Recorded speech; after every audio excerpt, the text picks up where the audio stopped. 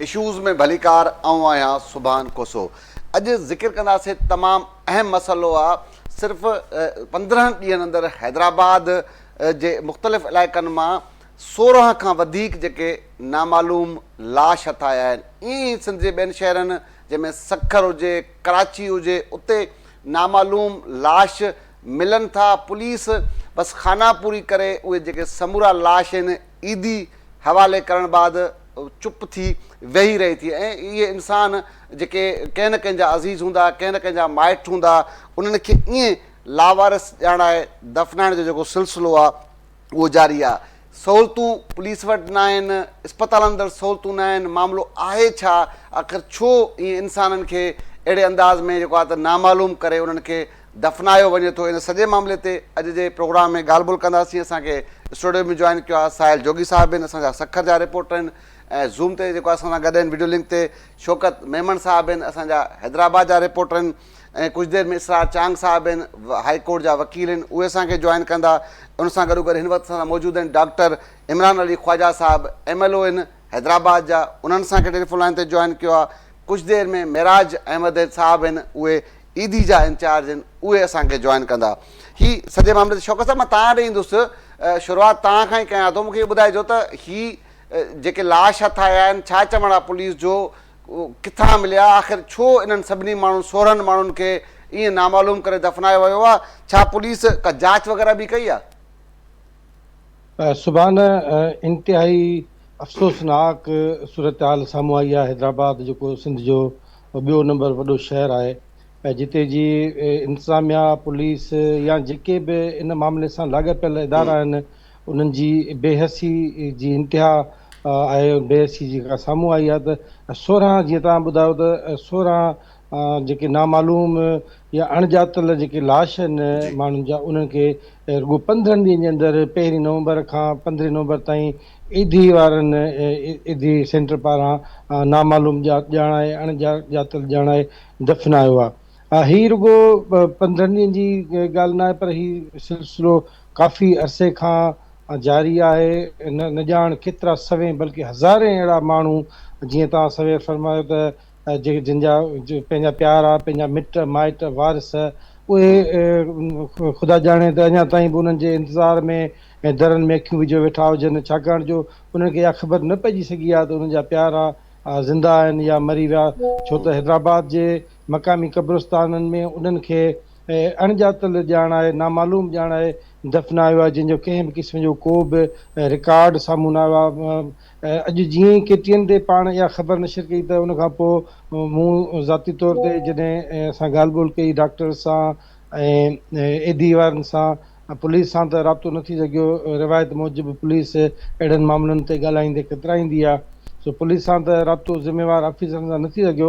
ईदी वारनि सां ॻाल्हि ॿोल थी। इंचार्ज आहे, ज़ोनल इंचार्ज आहे, जेको नूरियाबाद खां वठी मुख़्तलिफ़ ज़िलनि में हेॾां ठटो, मटियारी, दादू, जामशरे जे का हिनजी हिकिड़ी पंहिंजी एरिया आहे, डिक्लेयर उनजो इंचार्ज आहे।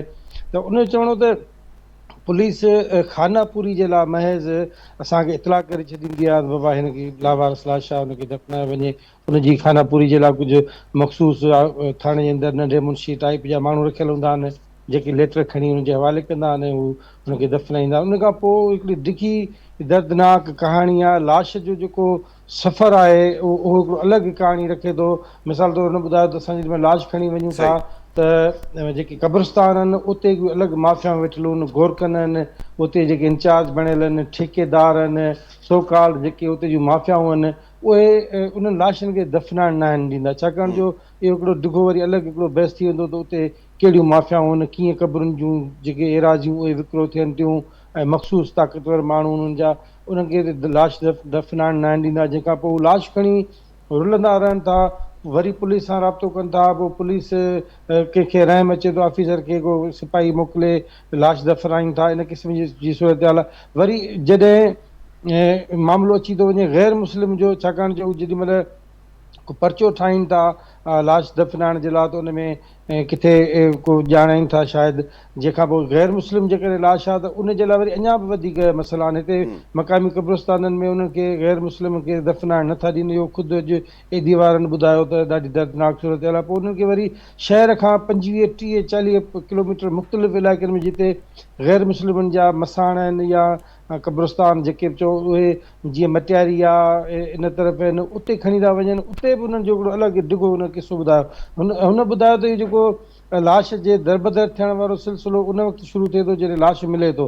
पुलिस महज़ खानापूरी जे लाइ हुनखे ईदी खे फ़ोन करे छॾींदी आहे। हुनजो सिपाही या को मुंशी या को जमादार टाइप उते पहुचंदो ऐं उहो उन जा बि ईदी वारनि खे इंतज़ारु करिणो पवंदो आहे। पोइ उते ई वारदात तां मिसाल तौर ते वाह मां ॿुॾल सूरत में लधो रेस्क्यू 1122 अॼुकल्ह हैदराबाद में तमामु सुठो कमु पियो पई करे। उहे लाश कढंदा, उते ई ईदी खे काल ईंदी, ईदी वारा खणी, रेस्क्यू वारा न हूंदा त ईदी वारा उते पुॼाईंदा। उन खां पोइ जेकॾहिं को हादसो थिए थो उते बि एदीअ खे सिर्फ़ु कॉल ईंदी आहे, एदीअ जी एम्बुलेंस पहुचंदी आहे। पुलिस जो कमु रुॻो हूंदो आहे, कॉल कंदी आहे।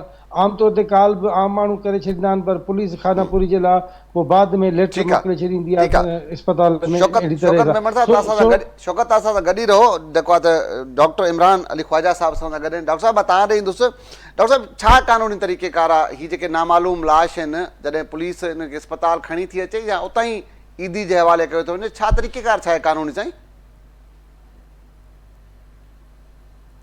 तव्हांजो शुक्रगुज़ार आहियां, सराहतो आहियां जंहिं हिन प्रोग्राम में दावत ॾिनी। दरअसल असां वटि ॿ तरीक़ा हूंदा आहिनि। असां हिते civil hospital medico legal section Hyderabad में तैनात आहियूं। का त लावारस डेड बॉडी हूंदी आहे जेका पुलिस जे थ्रू ईंदी आहे असां वटि, पुलिस उन्हनि खे खणाए ईंदी आहे। ॿिया का लावारस अहिड़ा हूंदा आहिनि जेके ईदी जे ज़रिए डायरेक्ट हॉस्पिटलाइज़ थींदा आहिनि, उते ट्रीटमेंट वग़ैरह थींदी आहे हिननि जी पंहिंजी कैजुअलिटी में, इमरजेंसी में। ठीकु आहे।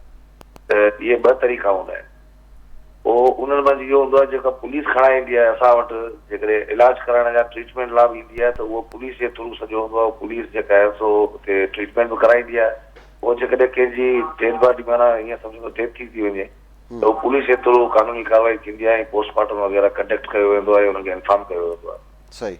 अदरवाइज़ जेके ईदी वारा खणी ईंदा आहिनि डायरेक्ट ट्रीटमेंट लाइ हॉस्पिटलाइज़ कराईंदा आहिनि, त जंहिंजी शनाख्त कोन हूंदी आहे त उहो जेकॾहिं एक्सपायर थी थो वञे त उहो पेशेंट असां वटि कैजुअलिटी जी कॉल जे ज़रिए चीफ सीएमओ साहब असांखे लिखी ॾींदो आहे या सीएमओ साहब लिखी ॾींदा आहिनि त भई असां वटि अहिड़े नमूने पेशेंट आहे, लावारस आहे, जंहिंखे अमानत में रखियो हुजे। सही। त पोइ असां वरी इहो कैजुअलिटी जे थ्रू असां उन्हनि खे पंहिंजो हुते रखंदा आहियूं पंहिंजो बॉक्स में अमानत तौरु।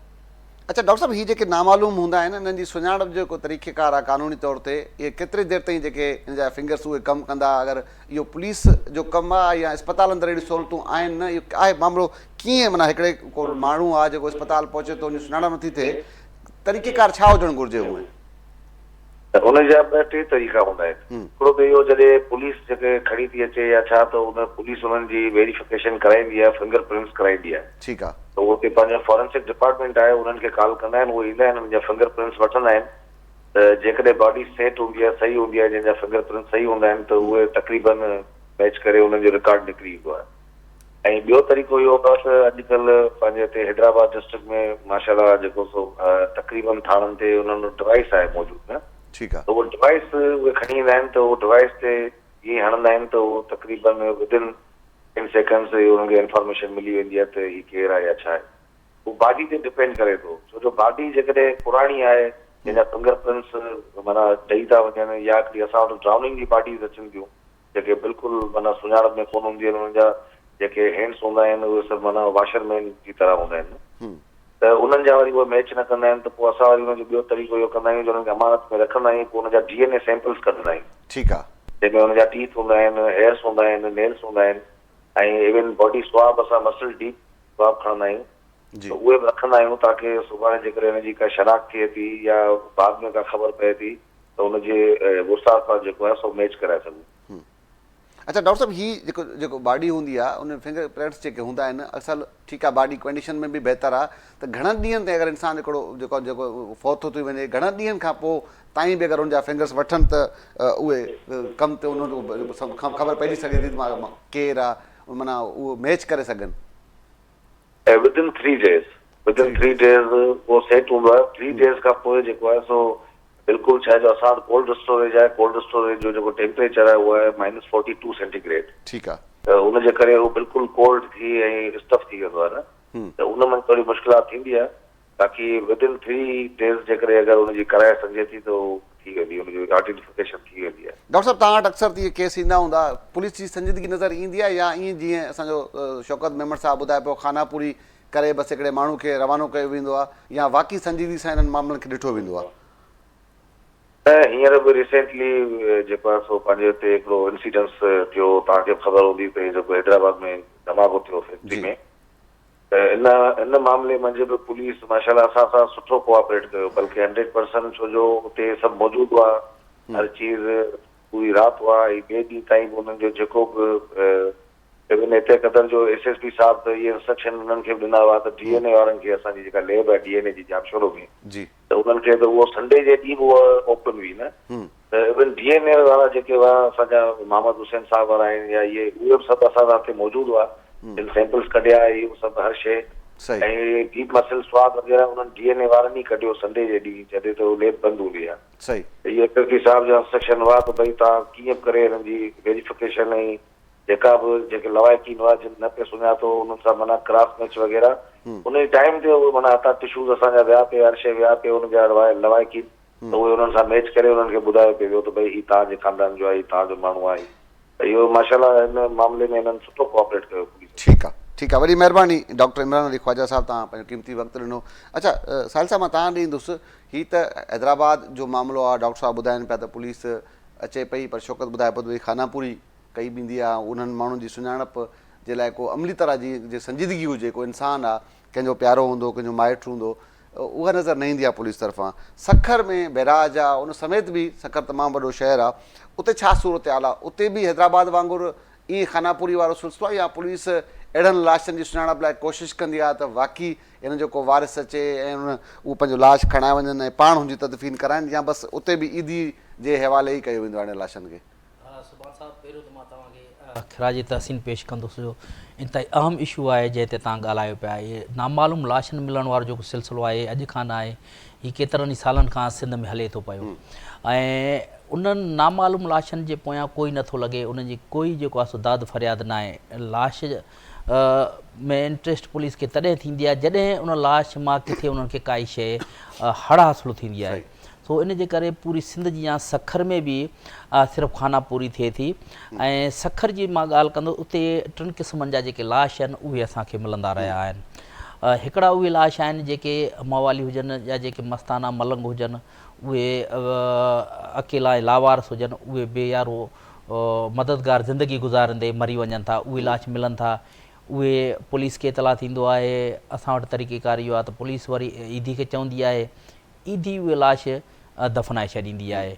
इहो जेको आहे प्रोसेस हूंदो आहे। ऐं ॿियो हिकिड़ा उहे लाश हूंदा आहिनि जेके को मारे करे उनखे फिटो कंदो आहे, उहे किथे झाड़ियुनि मां मिलंदा आहिनि, किथे उनखां अलावा रोडनि जे पासनि खां मिलंदा आहिनि। उन्हनि लाशनि जी बि काई पोइ वारी नाहे कई वई। हिकिड़ो लाश मिलियो सदरुद्दीन शाह दरगाह जे भरिसां सिंधु दरिया जे कप ते, हिकु लेडी जो हुयो लाश, उहो ताज़ो मेकअप थियल हो, मेहंदी वग़ैरह लॻल, ईअं पियो लॻो उहो लाश ॼण को हू हींअर कंहिं ब्यूटी पार्लर तां तयारु थी आई हुजे ऐं उनखे क़तलु कयो वियो हुजे। ऐं उन लाश जी काई जेका सा पोइ न आया, न ई वरी पुलिस जेका सा उहा उनजी इन्वेस्टिगेशन करे सघी। ॿिया 3 जेके उहे लाश आहिनि जेके सखर बैराज में हर साल लुढ़ी अचनि था ऐं सखर बैराज जे दरवाज़नि में फासनि था। तव्हां 33 नंबर दरवाज़े वारी हिकिड़ी खल साहब जी जेका नावल बि पढ़ियो हूंदो, त उते छा था कनि पुलिस पोइ अॻिते करे थी छॾे, या वरी सखर ऐं रोड़ी पुलिस जे तक में जेको आहे उहो तकरार ॼाणाईंदा आहिनि त बाबा हीउ तव्हांजे हद में थियो आहे, हीउ तव्हांजे हद में थियो आहे। उहो लाश जेको आहे लावारस पयल हूंदो आहे, केतिरनि ॾींहंनि ताईं गेट में पियो हूंदो आहे लाश, लाश जी बेरुमती थींदी आहे। त उन लाशनि जी बि जेका आहे सही नमूने सुञाणप न थी सघी आहे। मां तव्हांखे फिगर ॿुधाईंदुसि त 2021 में सखर बैराज में हर साल ॿोॾ जे दौरान, यानी माना पाणी जॾहिं ईंदो आहे घणो, जून जुलाई में अगस्त में, इहे 3 महीना हूंदा आहिनि जिन में वधि में वधि लाश असां वटि सखर बैराज में अची फासंदा आहिनि। 27 लाश अची फाथा हुया सखर बैराज में 2021 जी ॻाल्हि थो कयां। उन खां पोइ वरी 2022 में वॾो तादादु हो लाशनि जो 41 लाश लुढ़ी करे आया, उहे फासी पिया, पोइ वरी उहे कढिया विया। ऐं अहिड़े तरीक़े सां 2023 में 29 लाश हथ आया। उन में सिर्फ़ु इहे न आहे त जेके नामालूम लाश आहिनि सिर्फ़ु मर्दनि जा हुजनि, उन में औरतुनि जा बि लाश हिकु ॿ दफ़ा त वरी ॿारनि जा लाश बि हथ आया आहिनि, नौजवान छोकिरनि ऐं छोकिरियुनि जा लाश हथ आया आहिनि। 2024 में जेके आहिनि से 11 लाश हथ आया। हींअर जेका आहे त बोर्ड जो टाइम हुयो त पाणी खे छॾियो पियो वियो, त हिन दफ़े गेट खोलियल हुया, पोइ बि हिन बावजूद बि 17 लाश हथ आया। ऐं हाणे लाश हथ अचण खां पोइ पुलिस खे इतला मिलंदो आहे, इरिगेशन खातो या बैराज इंतज़ामिया पुलिस खे इतला ॾींदी आहे, पुलिस वरी ईडी जे हवाले लाश कंदी आहे। साहिब इहे कॾहिं थियो त हुन जा को वारिस आया हुजनि उनखे? अलमियो त इहो ई आहे त उन्हनि लाशनि जी काई जेका आहे सा पुलिस पारां इन्वेस्टिगेशन न कई वई आहे। हिकिड़ा अहिड़ा लाश आया हुया, 2022 जी ॻाल्हि थो कयां, उहे टोटल जेके लाश आया हुया उहे वरी ॿोरियुनि में बंदि थियल लाश हुया, उहे अची फासनि पिया हिते।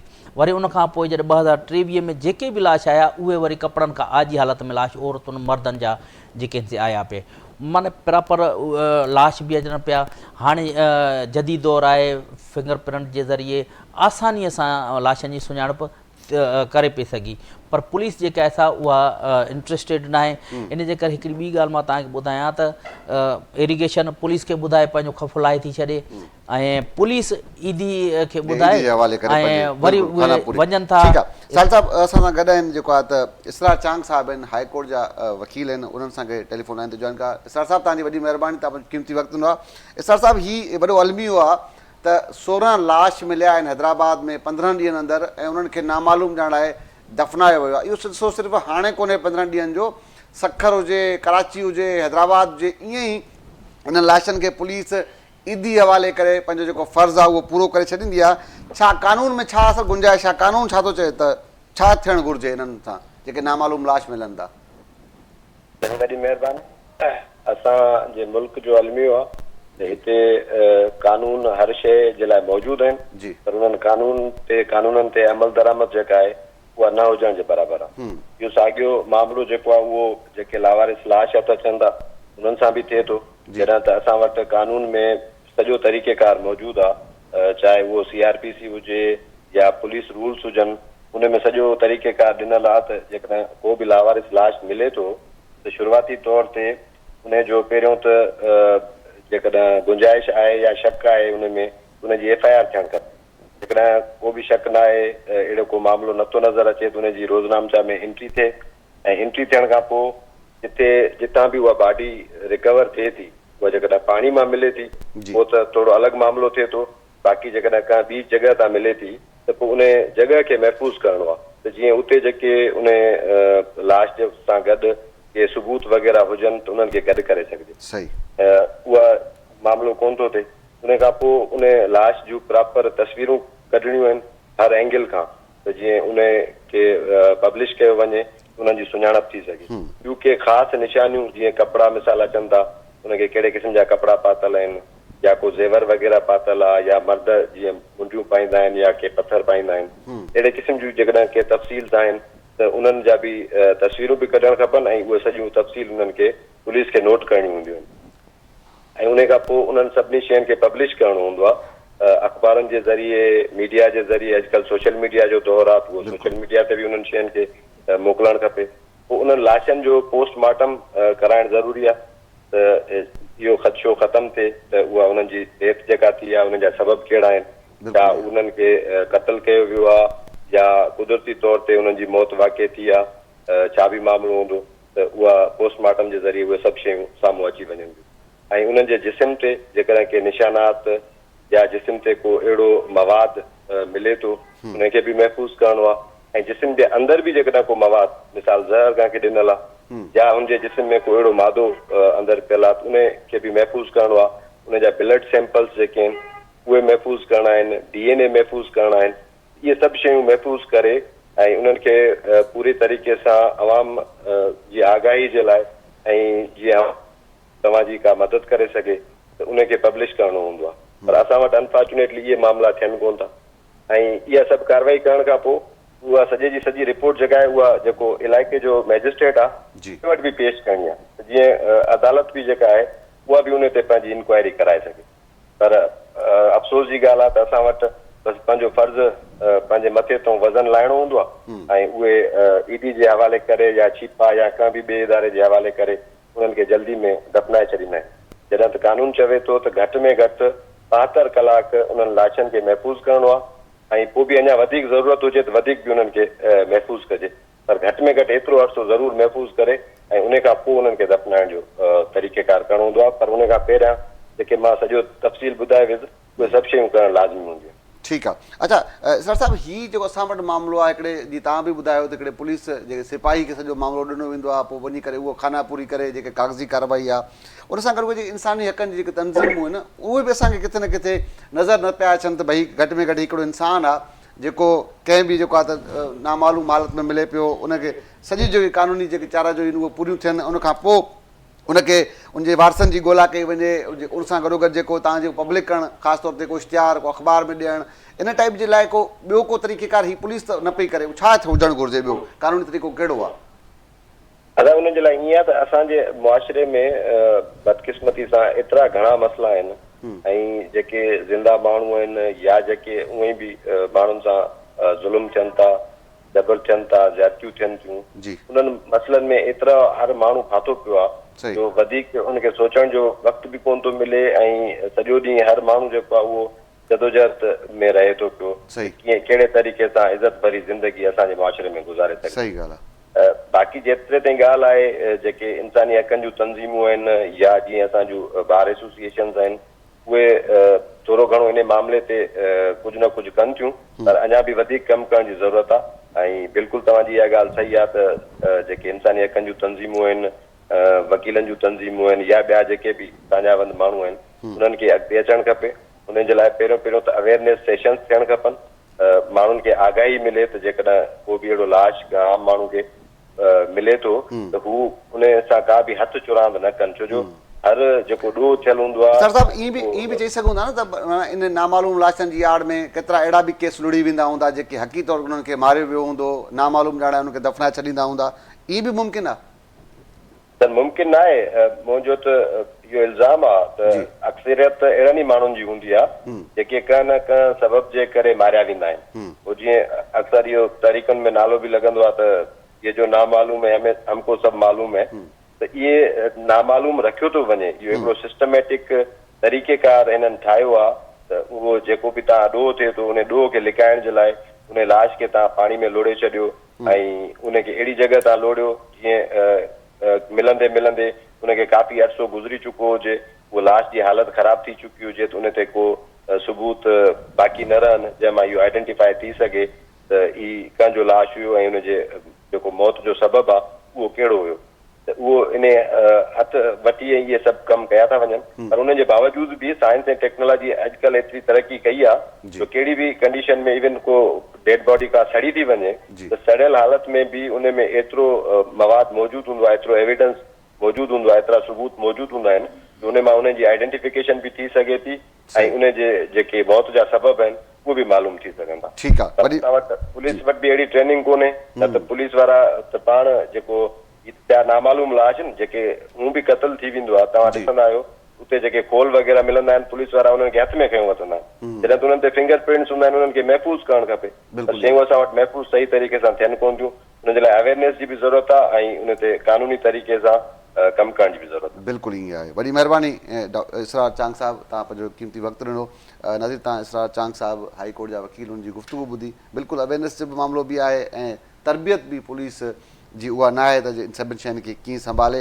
अच्छा, मां तव्हां वटि ईंदुसि शौकत मेमन साहिबु, मूंखे इहो ॿुधाइजो त हीअ जेके लाश मिलिया आहिनि 16 ॾींहंनि में, छा ॿुधाइनि था पुलिस ऑफिसर त केतिरे केसनि में अॻभराई थी आहे, को जंहिंजा फिंगर प्रिंट्स वरिता विया हूंदा, केतिरनि जे वारसनि सां को जेको आहे त को राब्तो थियो या बसि सभु नामालूम ई आहिनि? पाण उथंदे ई ॻाल्हि कई त पुलिस इन मामले ते ॻाल्हाइण खां या त लवाए थी या हुनखे हिमत नथी ॾिए, ॻाल्हाइण जे लाइ तयारु न आहे। पर पुलिस ही जेका बि हेसि ताईं ॻाल्हि ॿोल तव्हां कई आहे ज़िम्मेवार माण्हुनि सां MLO सां ॻाल्हि कई आहे, हाई कोर्ट बार जा वकील आहिनि इसरार चांग साहब, हाई कोर्ट बार जा जनरल सेक्रेटरी, उन्हनि सां ॻाल्हि ॿोल कई। इन सभिनी ॻाल्हि में जेका ॻाल्हि अख़ज़ थिए थी त निकिरे थो त पुलिस जी मजमूई बेहसी ज़ाहिर थिए थी, उनजी गैर ज़िम्मेवारी ज़ाहिर थिए। ऐं तव्हांखे नंढड़ा ॿ मिसाल थो ॾियां। जीअं डॉक्टर साहिबु इमरान ख़्वाजा ॻाल्हि कई त रिसेंट जेको सान्यो पेश आयो फटाकनि वारी फैक्ट्री जे धमाके जो, तव्हां ॾिसो जेॾीमहिल केस हाई प्रोफाइल थी वियो हुयो त डॉक्टर साहिबान इतलाफ़ कयो त SSP साहिबु पहुची वियो, DNA वारा पाण पंहिंजा औज़ार खणी जेके बि थियनि था पिया जदीद पंहिंजे हुननि जा, उहे खणी हुते पुॼी विया हलिया। ऐं हुनजी 3 ॾींहंनि जे अंदरि जेके 3 लाश पियल हुआ आख़िरी, जंहिंजी सुञाणप न पई थी सघी, उहा सुञाणप थी वई, DNA थी विया, फिंगर प्रिंट्स थी विया, सभु कुझु थी विया हलिया। ऐं छाकाणि जो हुन में हाई प्रोफाइल केस हो, पुलिस जॾहिं पंहिंजे ते आई, सवली ॿोलीअ में चवनि जॾहिं पंहिंजे ते आई, उहे उन्हनि जी तशख़ीस थी वई। हाणे इहा अलॻि ॻाल्हि आहे, हिकिड़ो अलॻि सुवालु आहे त इहा फटाकनि वारी फैक्ट्री कहिड़े एरिया में पई हली, उते जे SHO ख़िलाफ़ छो न क़दम खयो वियो आहे, पुलिस छा बेख़बर हुई जो हेॾो वॾो सान्यो थियो, हेतिरनि सालनि खां गैर क़ानूनी तौर ते नंढा इहे बम हिकिड़े क़िस्म जा हुजनि था जहिड़ा, ऐं आम जेके माण्हू शहरी उहे हिनखे हुनजो जो ट्रम इहो था यूज़ कनि त उहा हिते बम ठहंदा हुआ। त उहा इहा जेका देसी बमनि ठहण जी या फटाकनि जी जेका बि तव्हां चओ, उहा फैक्ट्री हली पई सालनि खां, पुलिस बेख़बर हुई। इहो कीअं मुमकिन आहे? ख़बरदार हुई, सभिनी ख़बर आहे, पर बज़ाहिर इहो तासुर न हुयो त बेख़बर हुई। बहरहाल इहो हिकिड़ो अलॻि पासो थी वियो, पर पुलिस जेॾीमहिल पंहिंजे ते आई, हुननि एफर्ट वरिता त 3 ॾींहंनि जे अंदरि उहे सभु जी तशख़ीस थी, वारसनि खे मिलिया, इलाज थिया, छाकाणि जो हाई प्रोफाइल केस हो, पुछाणो थी पिए सघियो। ऐं पुलिस वारियूं जेके कोताहियूं उहे लिकाइणियूं उन्हनि खे। हाणे उहे फटाकनि जी फैक्ट्री छो हुई, छो पई हली, कंहिंजी मर्ज़ी सां पई हली, इहे सुवाल ख़तमु थी हलिया। ॻाल्हि तारीफ़ आहे पई हले त बाबा पुलिस ॾाढो कोऑपरेट कयो ऐं लाशनि जी सुञाणप थी वई। ॿियो तव्हांखे नंढिड़ो मिसाल थो ॾियां, अॼु जो ताज़ो, त हींअर जॾहिं पाण ॻाल्हायूं पिया त हिन खां थोरो कुझु घड़ियूं पहिरीं हिन में नवाबशाह में शायदि 3 ज़िलनि जी पुलिस जेके SSPs आहिनि उहे गॾियल हिकिड़ी कई आहे, उन्हनि प्रेस कॉन्फ्रेंस कई आहे, जंहिंमें हैदराबाद पुलिस बि शामिलु आहे, SSP हैदराबाद बि शामिलु आहे, जंहिंमें जेको मोरे मां कुझु ॾींहं अॻु हिकिड़ो हुकूमती दौर जो MPA उनजे घर मां धाड़ो लॻो वॾो, ऐं उन्हनि ॾाढे फ़ख्र अंदाज़ में ॿुधाइनि पिया त बाबा पंजाब मां उहा गैंग बस्ट करे आया आहिनि, पंजाब में वञी उन्हनि उहे जेके गैंग जा जेके मुख आहिनि ॾुआरियूं खे पकड़ियो आहे, सोन पकड़ियो आहे। बिल्कुलु ईअं आहे शौकत साहब, तव्हांजी ॻाल्हि बिल्कुलु दुरुस्त आहे, तव्हांजी ॻाल्हि बिल्कुलु दुरुस्त आहे त जॾहिं पुलिस पंहिंजे ते अची वेंदी आहे त पोइ सभु कुझु बहितर ई थी वेंदो आहे। असां सां मेराज अहमद साहब आहिनि, इंचार्ज ईदी सेंटर जा, उन्होंने असांखे ज्वाइन किया। बहुत शुक्रिया मेराज साहब, आपने अपना कीमती वक्त दिया।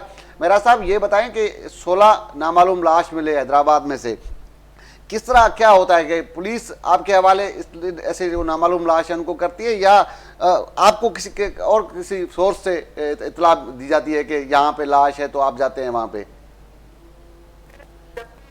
इत्तला मिलती है, अपना 15 रेस्क्यू से इत्तला मिलती है या थानों से पुलिस इत्तला करती है, तो हम ये अपना ईजी एम्बुलेंस रवाना करते हैं। वहाँ से स्पॉट से बॉडी उठाकर सिविल हॉस्पिटल पहुँचाते हैं। वहाँ 72 घंटे यानी 3 यौम जो है इसका इंतजार करते हैं विरसाओं का। उसके बाद इसका अपना बायोमेट्रिक करा के तस्वीन कर दी जाती है। ईदी रजाकार मुकामी कब्रिस्तान में तस्वीन कर देते हैं। अच्छा, तो क्या तरीक़ेकार से जो लाश मिलते हैं उनमें क्या कौन से उम्ररसीदा लोग होते हैं? जैसे पुलिस का एक कहना है कि ये फकीर टाइप के लोग होते हैं, तो वो होते हैं, या इस तरह एक और तासुर भी है कि दुश्मनियों पे लोगों को मार के फेंक दिया जाता है, फिर उसको नामालूम करा दिया जाता है? तो आपका जो तजुर्बा वो क्या कहता है? नहीं, ये दरअसल ये होते हैं अपना गदागर टाइप के होते हैं, जैसे दरगाहों पर बैठे हुए होते हैं, वो जो है हालात हो जाते हैं। या कोई ऐसा है कि हार्ट पेशेंट होता है, वो कहीं उम्र रसीदा है, अगर उनके पास जो शिनाख्ती कोई अलामत निकल आती है तो ईदी रजाकार उसको बाकायदा उनके घरों पर जाकर इत्तला करते हैं और फिर उनकी डेड बॉडीज को गुसल कफन के बाद उनके विरसाओं के हवाले कर दिया जाता है, जो भी विरसा मिलते हैं। जी अच्छा, मुझे ये बताएं कि अक्सर अभी शौकत मेमन साहब बता रहे थे कि दफनाने में बड़ा मसला होता है ईदी को कोई मखसूस कब्रिस्तान है या किस तरह उनको दफनाते हैं? अक्सर तो आजकल कब्रें पैसों पे मिल रही हैं। देखिए, मैं बताऊं आपको, मैंने DC हैदराबाद को भी जो है वो लिखा, SSP हैदराबाद को भी हमने लिखा और मेयर हैदराबाद को भी लिखा कि भाई हमें जो है यहाँ पर बराए मेहरबानी कोई कब्रिस्तान ऐसा जो है ना अलाट किया जाए ताकि ये लावारिस मैयतों को डिस्पोज के लिए ज्यादा परेशानी ना हो। तो उसके ऊपर अभी तक तो हमारी कोई सुनवाई हुई नहीं है। अभी सुना है कि कोई मेयर साहब जो है वो कब्रिस्तान का तोहफा दे रहे हैं हैदराबाद के शहरियों को, तो शायद देखें, अल्लाह करे उसमें हमारा भी कोई, किसी का भी कोई ऐसा हो कि उसमें जो है प्लॉट दिया जाए ताकि लावारिस महिलाओं की उनकी तस्वीर की जा सके। अच्छा मेरा साहब, ये आखिर में ये बताइएगा कि अक्सर तो ठीक है, अभी जैसे 15 दिनों में 16 लाशें मिली हैं, आपका तो ये काम है, अक्सर करते हैं, तो कितने लोगों के अक्सर वर्षा आके जाहिर होते हैं? देखिए, अब हम यहाँ से जब बायोमेट्रिक कराते हैं तो उसका प्रोसेस होता है तकरीबन 8 दिन का। बायोमेट्रिक हो जाता है, उनका एड्रेस मिल जाता है, लेकिन बहुत कम लोग ऐसे होते हैं जिनका एड्रेस मिलता है। 1% जो है लोगों के एड्रेस मिलते हैं जिनको हम जो है उनकी विधवाओं के हवाले कर देते हैं या उनको जाके कब्र तदफीन होने के बाद उनको कब्र दिखा देते हैं। ठीक है, बहुत शुक्रिया महराज अहमद साहब, आपने अपना कीमती। अच्छा साहिल साहब, तव्हां हिंदुस्तान गुफ्तगू ॿुधी महराज साहब जी भी सखर में भी जी पाण पहिरियों ज़िक्र कयोसीं त उते बि इहे लाशनि जो मिलणु सिलसिलो हूंदो आहे।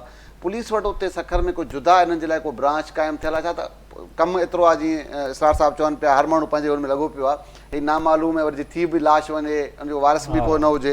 हिते त वारिस जेके आहिनि उहे बि पंहिंजे केसनि जे लाइ परेशान हूंदा आहिनि, त हिन लाइ केरु कंदो ग़रीबनि लाइ?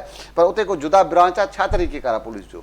सखर में त तमामु घणा लाशी मिलंदा रहनि था, पर अफ़सोस सां चवणो थो पए सुभान साहब त उन्हनि जी प्रॉपर इन्वेस्टिगेशन नथी थिए या उनजी काई ब्रांच न ठाही वई आहे। वॾी ॻाल्हि इहा आहे, लाशनि जी सुञाणप परे जी ॻाल्हि, पर जॾहिं लाशनि खे कढण वारो मरहलो अचे थो नी, उन वक़्तु बि 3 ॾींहंनि ताईं जेके लाश आहिनि उहे फाथल रहनि था। सखर बिराज या उन मां निकिरंदड़ जेके केनाल आहिनि उन्हनि दरवाज़नि में, सखर में 2 जेके असां जिन खे मीडिया जे तरफ़ां या उतां जे माण्हू उन्हनि खे हीरोज़ बि करार ॾिनो, उहे प्राइवेट 2 नौजवान हुआ, अब्दुल नबी मीरानी ऐं मोहम्मद अली मला। उहे वीचारा लाश कढंदा हुआ पंहिंजी मदद पाण त जॾहिं उन्हनि खे पुलिस लाहींदी हुई, उहे पंहिंजी जान जोखिम में विझी करे दरिया में टपो ॾेई उहे लाश ॿाहिरि कढंदा। हाणे उहे लाश ॿाहिरि कढण खां पोइ उहे जेके ईदी हवाले थींदा आहिनि या 112 रेस्क्यू जे इदारे जे हवाले उहे थींदा आहिनि, ऐं उनखां पोइ जेके उहे लाश आहिनि इस्पताल वेंदा आहिनि। इस्पताल में बि फॉर्मेलिटी आहे।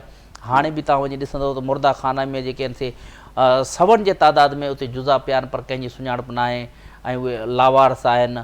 ऐं पुलिस जेके लावारस लाश मिले थी उहे सिर्फ़ु उतां पंहिंजी निगरानी में लाश कढाए ईदी हवाले करण खां पोइ पुलिस गाइब थी वेंदी आहे। ईदी वारा वीचारा वेंदा आहिनि वञी करे कब्रिस्तान में उन्हनि लाशनि खे दफ़नाईंदा आहिनि। हिन महिल ताईं जेके मूं तव्हांखे फिगर ॿुधाई, तक़रीबन इहा मां ॿुधाई आहे तव्हांखे 4 सालनि जी, 4 सालनि में 150 लाश मिलिया। 150 में मां तव्हांखे ॿुधायां त हिकु ॼणे जी बि सुञाणप न थी आहे। इन खां वॾो अलमियो छा थो थी सघे? त पुलिस इंट्रस्ट ई नथी वठे। पुलिस उन केस में इंट्रस्ट वठंदी आहे जितां उनखे 2 रुपया मिलंदा आहिनि। ऐं हाणे जदीद दौरु आहे, जदीद दौर में सुञाणप करणु को वॾो मसइलो न आहे। ॾिसो हाणे हैदराबाद वारो वाक़ियो, उन में कीअं सुञाणप थी वई 3 ॾींहंनि जे अंदरि। त हाणे जेकॾहिं इहे मिलनि था त उहे 3 कलाकनि में 3 ॾींहंनि में सुञाणप थी वञणु खपे, पर अफ़सोस सां चवणो थो पए इहो थिए कोन थो, पुलिस इंट्रस्ट वठे कोन थी। ठीकु आहे, वॾी महिरबानी साहिल जोगी साहब, तव्हां पंहिंजो क़ीमती वक़्तु ॾिनो। वॾी महिरबानी शौकत मेमन साहब, तव्हां पंहिंजो क़ीमती वक़्तु नाज़रीन, तव्हां असांजे साथियुनि जी गुफ़्तगू ॿुधी, डॉक्टर्स वकील हज़रात जी ॻाल्हि ॿोल ॿुधी, हुनजो चवणु आहे त हुन मुल्क में कानून मौजूदु आहे, लेकिन कानून ते अमल करण जी ज़रूरत आहे। ही उहे माण्हू आहिनि जंहिंजा जेके लाश ईअं ई पुलिस लावारस करे दफ़नाए उहे फाइलूं बंदि करे छॾी, पर जेको कानून आहे उहो मौजूदु हुजण बावजूदि उन ते अमल दरामद जी ज़रूरत आहे। अॼु जे प्रोग्राम जा सुभाणे कंहिं ॿिए इशू कंहिं ॿिए मां मुलाक़ात तेसीं ताईं अलाह भाई।